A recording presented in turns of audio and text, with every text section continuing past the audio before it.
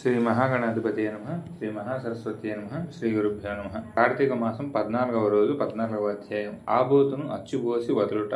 వృషోత్సర్గము. మరలా వశిష్ఠుల వారు జనకుని దగ్గర కూర్చుండి పెట్టుకుని కార్తీక మాసం మహాత్మ్యమును గురించి తనకు తెలిసిన సర్వ విషయాలను చెప్పవలెను అని కుతూహలముతో ఇలా వివరించును. ఓ రాజా, కార్తీక పౌర్ణమి రోజు పితృప్రీతి వృషోత్సర్జనము చేయుట, శివలింగ సాలగ్రామములను దానము చేయుట, ఉసిరికాయలు దక్షిణతో దానము చేయుట మొదలగు పుణ్యకార్యముల వలన వెనుకటి జన్మమందు చేసిన సమస్త పాపములను నశింపచేసుకొందురు. వాటికి 1,000,000 యాగములు చేసిన ఫలితము దక్కును. ప్రతి మనుజుడు పితృదేవతలను తన వంశమందెవ్వరు ఆబోతులకు అచ్చువేసి వదులుదురా అని ఎదురు చూస్తూ ఉంటారు. ఎవడు ధనవంతుడై ఉండి పుణ్యకార్యములను చేయక దాన ధర్మాలను చేయకుండా ఉంటారో అట్టివాడు రౌరవాది నరకములను పొందుతాడు. కాన ప్రతి సంవత్సరము కార్తీక మాసమున తన శక్తి కొలది దానము చేసి నిష్ఠతో వ్రతమాచరించి సాయం సమయమున శివకేశవులకు ఆలయమునందు దీపారాధన చేసి ఆ రాత్రంతయు జాగరణము చేసి మరునాడు తమ శక్తి కొలది బ్రాహ్మణులకు సన్యాసులకు భోజనమిడిన వారు ఇహపరములందు సర్వసుఖములను అనుభవింతురు. కార్తీక మాసంలో విసర్జించవలసినటువంటి విషయములు. ఈ మాసంలో పరాన్న భక్షణము చేయరాదు, ఇతరుల ఎంగిలి ముట్టరాదు, శ్రాద్ధ భోజనం చేయకూడదు, నీరుల్లిపాయ తినరాదు, తిలదానము పట్టరాదు, శివార్చన సంధ్యావందనము చేయని వాడి వండినటువంటి వంటలు తినరాదు. పౌర్ణమి, అమావాస్య, సోమవారం నాడు సూర్యచంద్ర గ్రహణముల రోజున గాని భోజనము చేయరాదు.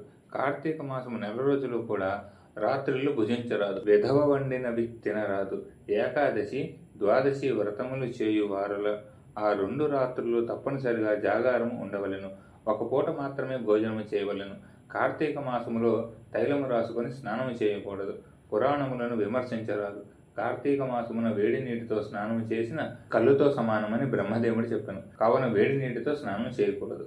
ఒకవేళ అనారోగ్యమై ఉండి ఎలాగోలాగా ఈ నియమాన్ని పూర్తి చేయవలెను అనగా చేసుకోవాలి అని ఉంటే మాత్రము వేడి నీటి స్నానం చేయవచ్చును. అటులా చేయవారు గంగా, గోదావరి, సరస్వతి, యమున నదుల పేర్లను మనసులో తలుచుకొని స్నానం చేయవలెను. ఏ నది తనకు దగ్గర ఉంటే ఆ నదిలో ప్రాతకాల స్నానం చేయవలెను. అటులా చేయని ఎడల మహాపాపి అయి జన్మములు నరకకూపమునబడి కృషింతురు. ఒకవేళ నదులు అందుబాటులో లేనప్పుడు నూతి దగ్గర గాని చెరువు దగ్గర గాని స్నానం చేయవచ్చును. అప్పుడు ఈ క్రింది శ్లోకాన్ని తలుచుకుంటూ స్నానము చేయవలెను. గంగే చయమునే చైవ గోదావరి సరస్వతి నర్మదే సింధు కావేరి జలేస్మిన్ సన్నిధిం కురు అని పఠించుచు స్నానము చేయవలేను. కార్తీక మాస వ్రతము చేయువారు పగలు పురాణ పఠన శ్రవణ హరికథా కాలక్షేపముతో కాలము గడపవలెను. సాయంకాలమున సంధ్యావందనాది కృత్యములను ముగించుకొని పూజా మందిరమునందున్న శివుని కల్పోక్తముగా ఈ క్రింది విధానముగా పూజించవలెను. కార్తీక మాస శివ పూజా కల్పము. ఓం నమ శివాయ ధ్యానం సమర్పయామి. ఓం పరమేశ్వరాయ నమః ఆవాహనం సమర్పయామి. ఓం కైలాసవాసాయ నమః నవరత్న సింహాసనం సమర్పయామి. ఓం గౌరీనాథాయ నమః పాద్యం సమర్పయామి. ఓం లోకేశ్వరాయ నమః అర్ఘ్యం సమర్పయామి. ఓం వృషభవాహనాయ నమః స్నానం సమర్పయామి. ఓం దిగంబరాయ నమః వస్త్రం సమర్పయామి. ఓం జగన్నాథాయ నమః యజ్ఞోపవేతం సమర్పయామి. ఓం కపాలధారిణే నమః గంధం సమర్పయామి. ఓం సంపూర్ణగుణాయ నమః పుష్పం సమర్పయామి. ఓం మహేశ్వరాయ నమః అక్షతాన్ సమర్పయామి. ఓం పార్వతీనాథాయ నమః ధూపం సమర్పయామి. ఓం తేజోరూపాయ నమః దీపం సమర్పయామి. ఓం లోకరక్షకాయ నమః నైవేద్యం సమర్పయామి. ఓం త్రిలోచనాయ నమః కర్పూర నీరాజనం సమర్పయామి. ఓం శంకరాయ నమః సువర్ణ మంత్రపుష్పం సమర్పయామి. ఓం భవాయ నమః ప్రదక్షిణ నమస్కారాన్ సమర్పయామి. ఈ ప్రకారముగా కార్తీక మాసమంతా పూజ చేయవలను. శివసన్నిధి యందు దీపారాధన చేయవలను. ఈ విధముగా శివ పూజ చేసిన ఎడల ధన్యుడగును. పూజ అనంతరము తన శక్తిని బట్టి బ్రాహ్మణులకు సమారాధన చేసి దక్షిణ తాంబూలాది సత్కారములతో సంతృప్తి పరచవలను.